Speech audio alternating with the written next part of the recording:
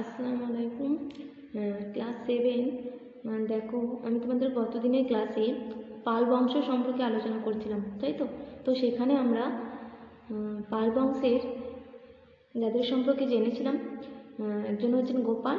গোপালের পর যিনি শাসক হয়েছিলেন অর্থাৎ ধর্মপাল, এবং ধর্মপালের পর যিনি হয়েছিলেন দেবপাল।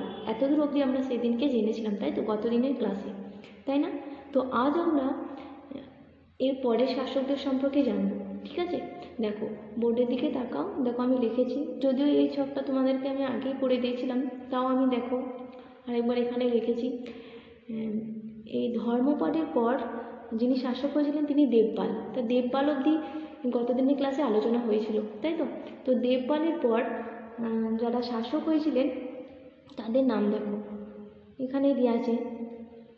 অনেকেই হয়েছিলেন, যেমন বিগ্রহপাল, নারায়ণ পাল, দ্বিতীয় রাজ্যপাল, তৃতীয় গোপাল, দ্বিতীয় বিগ্রহপাল, প্রথম মহিপাল, নয়াপাল, তারপরে তৃতীয় বিগ্রহপাল। দেখো, এদের সময়কালগুলো এখানে উল্লেখ করা নেই, কারণ এরা বেশি দিন ধরে রাজত্ব করেননি, ঠিক আছে? তো সেই জন্য এনাদের সম্পর্কে আমি আর তোমাদেরকে বিস্তারিতভাবে কিছু বলছি না, ঠিক আছে? দেখো, আমি 9 নম্বর পয়েন্ট যেটা করেছি সেটা হচ্ছে প্রথম মহিপাল। তো প্রথম মহিপালের রাজত্বকালটা লেখা আছে, দেখো, 977 থেকে 1027 খ্রিস্টাব্দ, এই সময়টার মধ্যে, ঠিক আছে? তো এই সম্পর্কে একটুকু মনে রাখবে, বেশি জানার দরকার নেই, এটুকু মনে রাখলে হবে। যে মনে রাখবে, এই যে দেবপাল যখন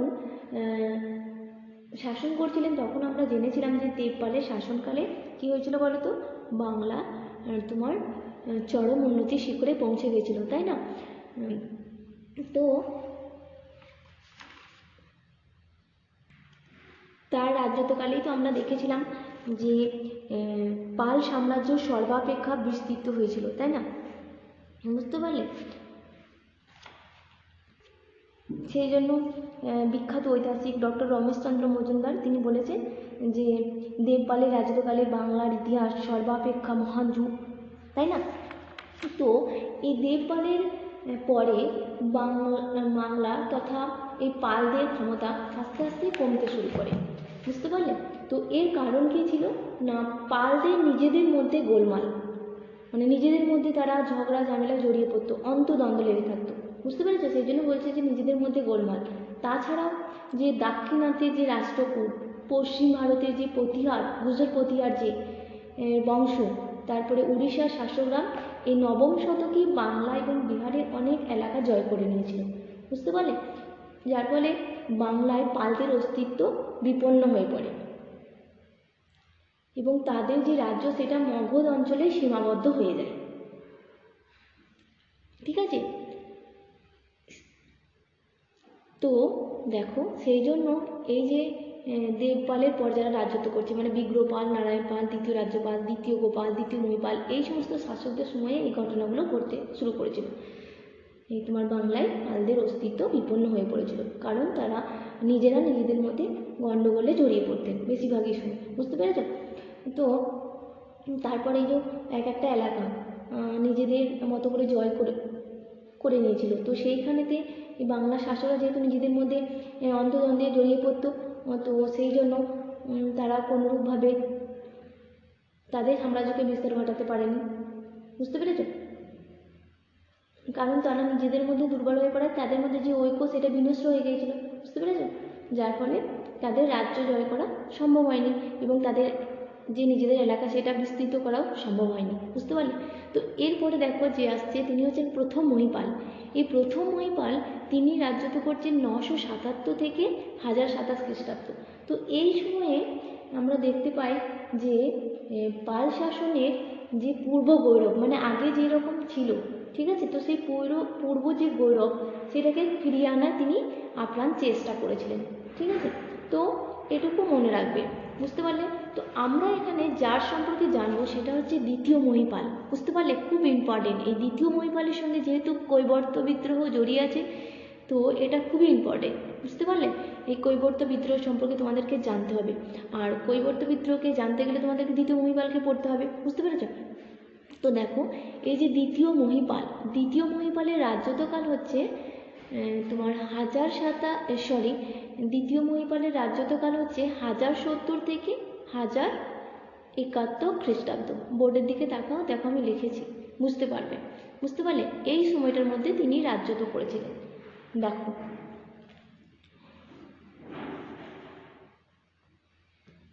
এখানেই আমরা জানব এই পালদের যে রাজত্বকাল, অর্থাৎ দ্বিতীয় মহিপালের রাজত্বকালেই আমরা জানব কৈবর্ত বিদ্রোহ সম্পর্কে। ঠিক আছে, দেখো বাংলায় এই পাল শাসনে একাদশ শতকের দ্বিতীয়ার্ধে, কি বললাম, বাংলায় পাল শাসনের একাদশ শতকের দ্বিতীয়ার্ধে, তার মানে এই 1070 থেকে 1072 এই সময়টার কথা বলা হচ্ছে। বুঝতে পারলে? সেই জন্য বলা হচ্ছে একাদশ শতকের দ্বিতীয়ার্ধে কি হয়েছিল না কৈবর্ত বিদ্রোহ ঘটেছিল। বুঝতে পারলে? তাহলে কি বললাম যে বাংলায় যখন পাল শাসন চলছিল, তো সেই পাল শাসনের কোন সময়টার মধ্যে না একাদশ শতকের দ্বিতীয়ার্ধে, তার মানে 1070 থেকে 1072 এই সময়টার মধ্যে কি হয়েছিল, বাংলায় কৈবর্ত বিদ্রোহ ঘটেছিল। এই সময়ে যিনি পাল রাজা ছিলেন তিনি হচ্ছেন দ্বিতীয় মহিপাল। বুঝতে পারলে? কি বললাম, এই সময়ে যিনি পাল রাজা ছিলেন তিনি হচ্ছেন দ্বিতীয় মহিপাল। এখান থেকে শর্ট কোশ্চেন হয়, খুব ইম্পর্টেন্ট, যে কৈবর্ত বিদ্রোহ হয়েছিল কোন পাল রাজার আমলে, তাহলে বলবে দ্বিতীয় মহিপাল। ঠিক আছে, মনে থাকবে তো? তো দেখো এই যে কৈবর্তরা, তাহলে কৈবর্ত কারা ছিল এটা আমাদেরকে জেনে নিতে হবে। দেখো কৈবর্তরা ছিল সম্ভবত নৌকার মাঝি বা জেলে। কি বললাম, যে কৈবর্তরা ছিল সম্ভবত নৌকার মাঝি বা জেলে। এই কৈবর্তদের বাংলার উত্তর দিকে যথেষ্ট প্রভাব ছিল। কি বললাম, যে এই কৈবর্তদের বাংলার উত্তর দিকে যথেষ্ট প্রভাব ছিল।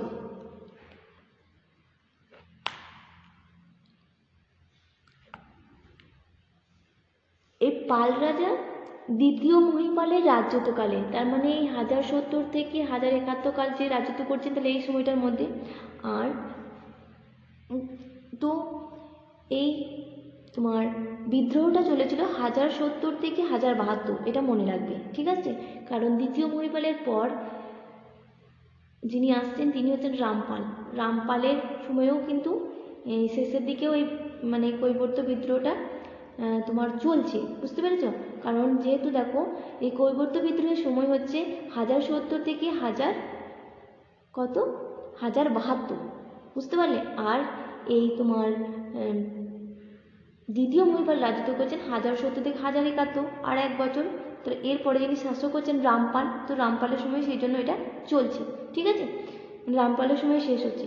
তো দেখো তাহলে কি বলবে, যে পাল রাজা দ্বিতীয় মহিপালের রাজত্বকালে এই 1070 থেকে 1072, তো এই সময়টায় কৈবর্ত নেতা দিব্যর নেতৃত্বে বরেন্দ্র ভূমিতে, তার মানে বাংলায়, তাই তো, বরেন্দ্র ভূমিতে তার মানে কি বাংলায় যে বিদ্রোহ দেখা দেয় তাকে বলা হচ্ছে কৈবর্ত বিদ্রোহ। ঠিক আছে, বুঝতে পারলে? তাহলে কি বলবে, যে পাল রাজা দ্বিতীয় মহিপালের রাজত্বকালে এই 1070 থেকে 1072 এই সময়টার মধ্যে কৈবর্ত নেতা দিব্যর নেতৃত্বে বরেন্দ্র ভূমিতে, তার মানে বাংলায়, ঠিক আছে, বরেন্দ্র ভূমিতে যে বিদ্রোহ দেখা দেয় তাকে বলা হচ্ছে কৈবর্ত বিদ্রোহ। এখানে দেখো, এখানে আবার শর্ট কোশ্চেন আসলো, যে কৈবর্ত বিদ্রোহের নেতা কে ছিলেন। দেখো কৈবর্ত বিদ্রোহের নেতা ছিলেন 3 জন, তবে প্রধান নেতা যিনি ছিলেন তিনি হচ্ছেন দেব্য, যার নেতৃত্বে বিদ্রোহটা হচ্ছে। ঠিক আছে, তাহলে তার নামটা মনে রাখবে। তাহলে প্রধান নেতাকে না দিব্য। ঠিক আছে, তাছাড়াও আরও 2 জন নেতা ছিলেন, একজন হচ্ছেন রুদক আর একজন হচ্ছেন ভীম। এদের নামগুলোও মনে রাখবে। ঠিক আছে, বুঝতে পারলে কি বললাম? এবার দেখো সন্ধ্যাকর নন্দীর রামচরিত কাব্যে এই বিদ্রোহের বিবরণ আছে। তাহলে যদি বলা হয় কৈবর্ত বিদ্রোহের বিবরণ আমরা কোথা থেকে পাই বা কোথা থেকে জানতে পারি, তাহলে বলবে সন্ধ্যাকর নন্দীর রামচরিত কাব্য থেকে আমরা জানতে পারি। বুঝতে পারলেন? বা সন্ধ্যাকর নন্দীর রামচরিত কাব্যে এই কৈবর্ত বিদ্রোহের বিবরণ আছে। বুঝতে পারলে? আর এই বিদ্রোহের নেতাদের নামগুলো মনে রাখবে। তাহলে এখান থেকে আমরা অনেকগুলি শর্ট কোশ্চেন পেলাম, তাই তো? এবারে দেখো, এই যে বিদ্রোহ, কৈবর্ত বিদ্রোহ, তাহলে এই বিদ্রোহের কারণগুলো কি কি ছিল, কি কারণে এই বিদ্রোহ হয়েছিল?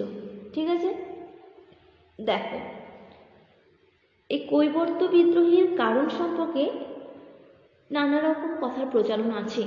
যেমন 1 নম্বর আমরা কি বলতে পারি, যে পাল রাজারা ছিলেন বৌদ্ধ ধর্মে বিশ্বাসী, তার মানে কি বৌদ্ধ ধর্মাবলম্বী, তাই তো? তার মানে বৌদ্ধ ধর্মে বিশ্বাসী ছিলেন পাল রাজারা। তো এই পাল রাজারা অহিংসার আদর্শে বিশ্বাসী ছিলেন।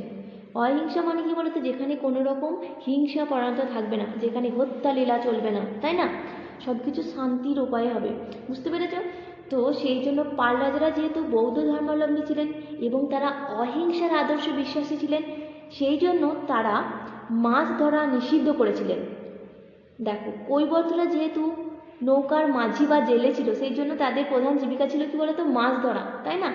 তো দেখো কেন এদের সঙ্গে দ্বন্দ্ব লেগেছিল, কেন বিদ্রোহটা হয়েছিল, তাহলে কি কারণ না, একটা কারণ আমি কি বললাম, যে পাল রাজারা বৌদ্ধ ধর্মাবলম্বী, তার মানে কি বৌদ্ধ ধর্মের উপাসক, তাই তো? বৌদ্ধ ধর্মে বিশ্বাসী ছিল। আর কি তার সঙ্গে এরা হচ্ছে অহিংসার আদর্শে বিশ্বাসী। অহিংসা মানে কি, যেখানে হিংসা নেই, তাই তো? তার মানে কি বলতো, যেখানে কোনো রকম দ্বন্দ্ব থাকবে না, যেখানে কোনো রকম লড়াই থাকবে না, কোনো রকম হত্যা থাকবে না, তাই না? সেখানে যা কিছু হবে সব কিছু শান্তিপূর্ণ উপায় হবে, সেই জন্য বলা হচ্ছে অহিংসার আদর্শে বিশ্বাসী ছিলেন। বুঝতে পেরেছ? সেই জন্য তারা অর্থাৎ পাল রাজারা মাছ ধরা নিষিদ্ধ করেছিলেন। বুঝতে পারলে? তো এর ফলে জেলে সম্প্রদায়ের কৈবর্তরা জীবিকা উপার্জনের পথ দেখতে না পেয়ে তারা কি করেছিল, বিদ্রোহ করেছিল। তার মানে কি বলতো, দেখো এই যে মাছ ধরার ব্যাপারে নিষেধাজ্ঞা আরোপ করলে তাদের জীবিকার উপর চরম আঘাত সৃষ্টি করা হচ্ছে, তাই না? সেই জন্য তারা এই পাল রাজাদের প্রতি ক্রুদ্ধ হয়ে ওঠে এবং তারা কি করে না, বিদ্রোহের পথ বেছে নেয়। হলো। আর কি কারণ, দেখো পাল রাজা দ্বিতীয় মহিপাল, ইনি ছিলেন একজন অযোগ্য এবং অত্যাচারী শাসক ছিলেন। বুঝতে পেরেছ? কি বললাম, অযোগ্য মানে কোনো কিছু দিক দিয়ে যোগ্য ছিলেন না সবার কাছে, ঠিক আছে? আর কি না, তিনি ছিলেন অত্যাচারী শাসক, মানে তিনি অত্যাচার করতেন, টর্চার করতেন। বুঝতে পেরেছ? তো তার অত্যাচারী শাসনে ক্ষুব্ধ হয়ে এই দিব্য, রুদ্র আর ভীমের নেতৃত্বে কৈবর্তরা বিদ্রোহ ঘোষণা করেছিল। বুঝতে পারলেন? আর কি কারণ, দেখো এই পাল রাজাদের নিজেদের মধ্যে যে দুর্বলতা, মানে অভ্যন্তরীণ যে দ্বন্দ্ব, তার ফলে কী হতো বলতো, নিজেদের মধ্যে তারা সবসময় দ্বন্দ্বে লিপ্ত থাকতো, মানে ঝগড়া হতো, যার ফলে কী হলো, তাদের মধ্যে ঐক্য ছিল না, যেই জন্য তারা দুর্বল হয়ে পড়তো। আর কি, তাদের অভ্যন্তরীণ গোলযোগ, আর হচ্ছে রাজ পরিবারের অন্তদ্বন্দ্ব, মানে রাজ পরিবারের মধ্যে কি ঝামেলা, তাই তো? অন্তদ্বন্দ্ব, নিজেদের মধ্যেই দ্বন্দ্ব, ঝগড়া। তো এই সমস্ত সুযোগও এই বিদ্রোহীরা কাজে লাগায়, এটা একটা পয়েন্ট। আর একটা কারণ কি হতে পারে, এই কৈবর্ত যে দিব্য, তার উচ্চ আকাঙ্ক্ষাও কিন্তু এই বিদ্রোহের একটা অন্যতম কারণ। বুঝতে পেরেছ? তো এই সমস্ত কারণে এই কৈবর্ত বিদ্রোহ সংগঠিত হয়েছিল। এবারে দেখো, এই দ্বিতীয় মহিপাল বিদ্রোহ দমন করতে গিয়ে তিনি নিহত হয়েছিলেন। দিব্য এই বরেন্দ্র দখল করে সেখানকার রাজা হয়ে বসে। তারপর কৈবর্ত রাজা ভীমও একসঙ্গে ক্ষমতা বিস্তার করেন।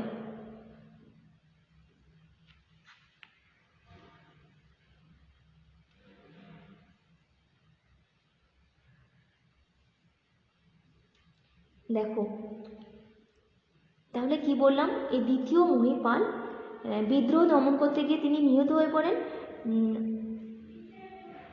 তারপর এখানে কি করছে না, দিব্য তখন বরেন্দ্র দখল করে সেখানকার রাজা হয়ে বসে। আর দেখো তারপর এই দিব্যর মৃত্যুর পর এই রুদ্রক আর ভীম তারাও ক্ষমতা দখল করে কি করছে না, সিংহাসন লাভ করছে। ঠিক আছে, বুঝতে পারলে?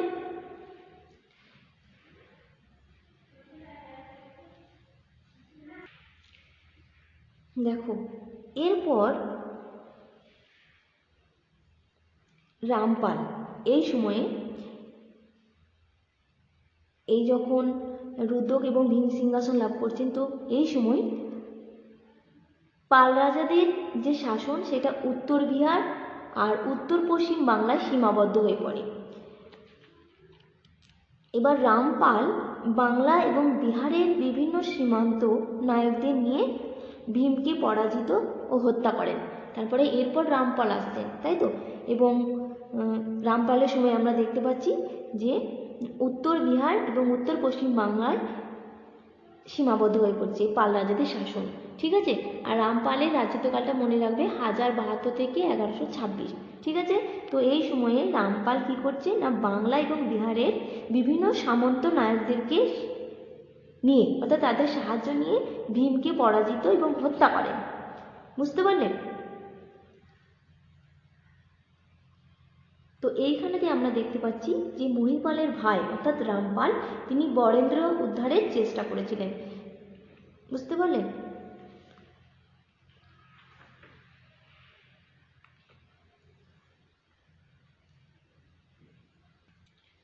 দেখো এই যে মহিপালের ভাই অর্থাৎ রামপাল বরেন্দ্র উদ্ধারের চেষ্টা করেন, চেষ্টা করেও তিনি বিফল হন।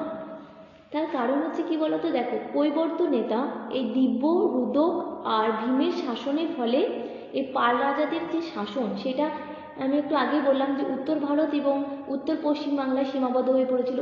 তো রামপাল সেই জন্য বাংলা ও বিহারের সামন্ত নায়কদের সাহায্যে ভীমকে পরাজিত এবং নিহত করে কি করেছিলেন না, বরেন্দ্র অঞ্চল উদ্ধার করেন এবং বরেন্দ্র অঞ্চলে রামাবতী নগরে রামপালের রাজধানী স্থাপিত হয়।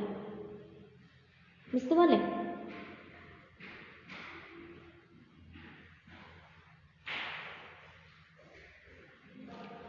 দেখো সব দিক বিশ্লেষণ করে আমরা এটা বলতে পারি যে পাল রাজাদের আধিপত্যের বিরুদ্ধে কৈবর্ত জেলেদের রাজনৈতিক ক্ষমতা দখলের একটা প্রয়াস ছিল হচ্ছে এই বিদ্রোহ।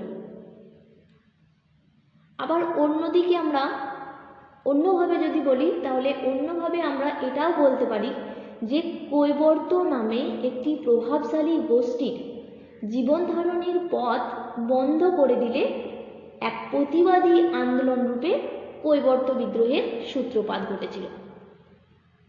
বোঝাতে পারলাম? তো এটা গেল কৈবর্ত বিদ্রোহ, এটা ভালো করে করবে। ঠিক আছে, যে কৈবর্ত বিদ্রোহ কোন পাল রাজার আমলে হয়েছিল, কৈবর্ত বিদ্রোহের প্রধান নেতা কে ছিলেন, বা কৈবর্ত বিদ্রোহের 3 জন নেতার নাম লেখো। ঠিক আছে, এবার কৈবর্ত বিদ্রোহের কারণ কি ছিল বুঝতে পারলে? এটা ভালো করে পড়বে, বা টিকা থাকতে পারে কৈবর্ত বিদ্রোহ সম্পর্কে। বোঝাতে পারলাম? তো এইভাবে কোশ্চেনগুলো হবে, তোমরা পড়বে, রেডি করবে এবং পড়বে। আর যদি কোথাও কোনো প্রবলেম হয় তাহলে অবশ্যই আমাকে বলবে। ঠিক আছে, বুঝতে পারলে কি বললাম?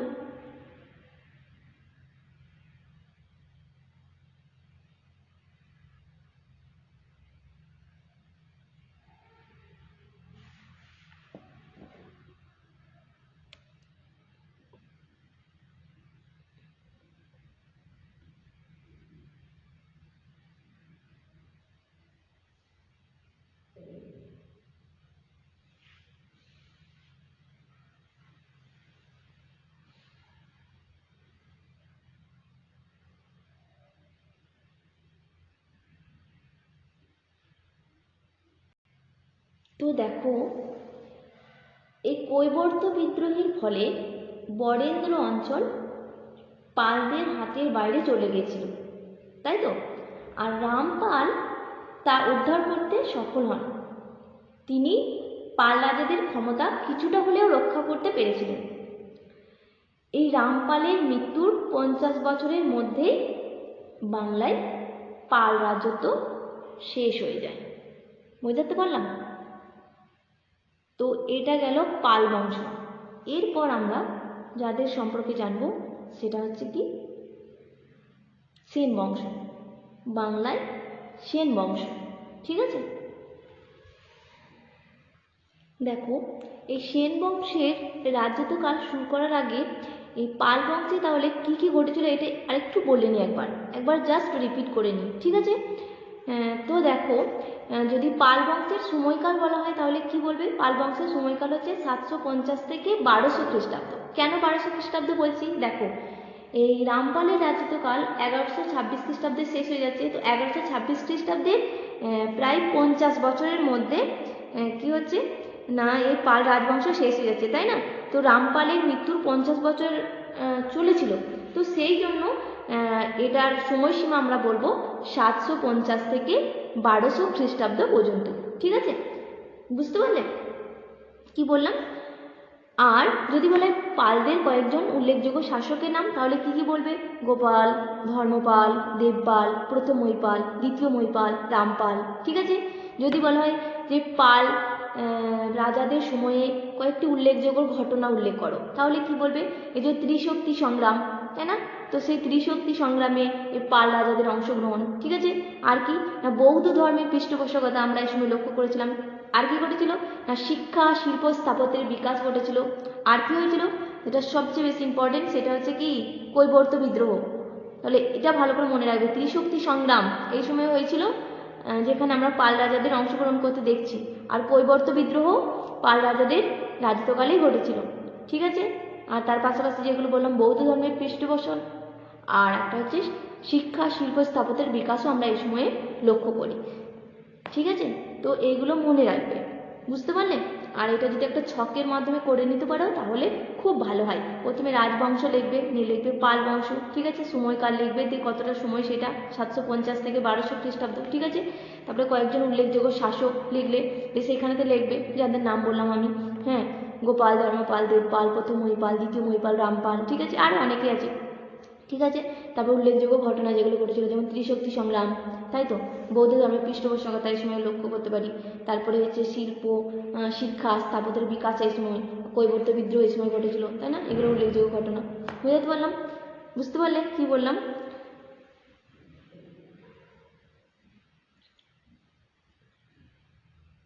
তো এবারে আসি কি সেন বংশ, তাই তো? তো দেখো পাল রাজাদের শাসনের শেষ দিকেই বাংলায় সেন শাসন শুরু হয়। তার মানে হলো খ্রিস্টীয় 11 শতকের মাঝামাঝি সময় থেকে সমগ্র বাংলার উপরে আর পাল রাজাদের কর্তৃত্ব তেমনভাবে ছিল না। কেবলমাত্র পূর্ব বিহারে এবং উত্তর বাংলায় পাল রাজাদের শাসন টিকে ছিল। এই সুযোগে সেন বংশের সামন্ত সেন এবং তার ছেলে হেমন্ত সেন এই রাঢ় অঞ্চলে নিজেদের প্রতিষ্ঠা করেছিলেন। এই পাল শাসনের শেষ দিকে এই যে কৈবর্ত বিদ্রোহ, তো এই বিদ্রোহ কিন্তু এই সেনদের রাজ্য স্থাপনে অনেকটা সাহায্য করেছিল। বুঝতে পারলে? তো দেখো এই সেন বংশের কিভাবে সূত্রপাত ঘটছে। এই সেন রাজাদের আদি বাসস্থান ছিল দক্ষিণ ভারতের কর্ণাট অঞ্চল। অর্থাৎ কর্ণাট অঞ্চল মানে এই দক্ষিণ ভারতের কর্ণাট অঞ্চল মানে হচ্ছে মহীশূর ও তার আশপাশের এলাকা। বুঝাতে পারলাম যে দক্ষিণ ভারতের কর্ণাট অঞ্চল মানে হচ্ছে মহীশূর ও তার আশপাশের এলাকা। এই সেনরা বংশগতভাবে প্রথমে ব্রাহ্মণ থাকলেও পরে ক্ষত্রিয় হয়ে যান। বাংলায় এই সেন রাজারা, যে কথাটা আমি একটু আগেই বললাম, খ্রিস্টীয় 11 শতকে শাসন শুরু করেছিলেন এবং ত্রয়োদশ শতক শুরু হওয়ার কয়েক বছরের মধ্যেই সেন শাসন শেষ হয়ে যায়।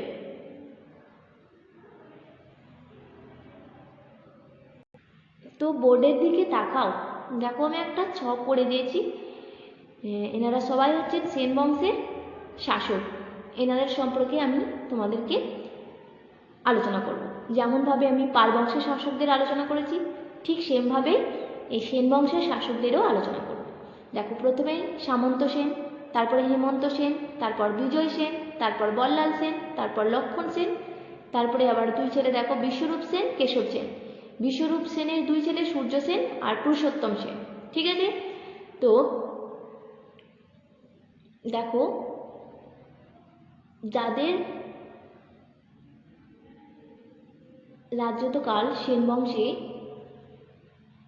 সবচেয়ে বেশি গুরুত্বপূর্ণ, তাদের দেখো সালগুলো আমি উল্লেখ করে দিয়েছি।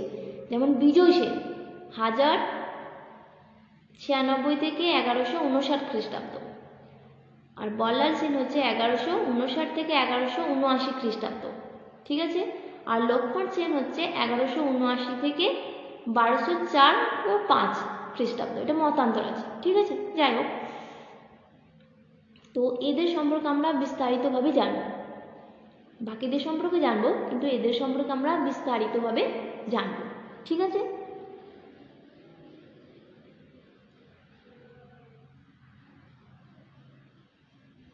তো দেখো আমি তোমাদেরকে যতদূর পড়ালাম এটা ভালো করে পড়বে আর বোঝার চেষ্টা করবে। আর যদি বুঝতে কোথাও কোনো প্রবলেম হয় তাহলে অবশ্যই আমাকে বলবে, কেমন? আর এই ছকটা ভালো করে লিখে নেবে, বুঝতে পারলে? তাহলে তোমাদের পড়তে সুবিধা হবে। বোঝাতে পারলাম? তো আজ এই পর্যন্তই। আসসালামু আলাইকুম।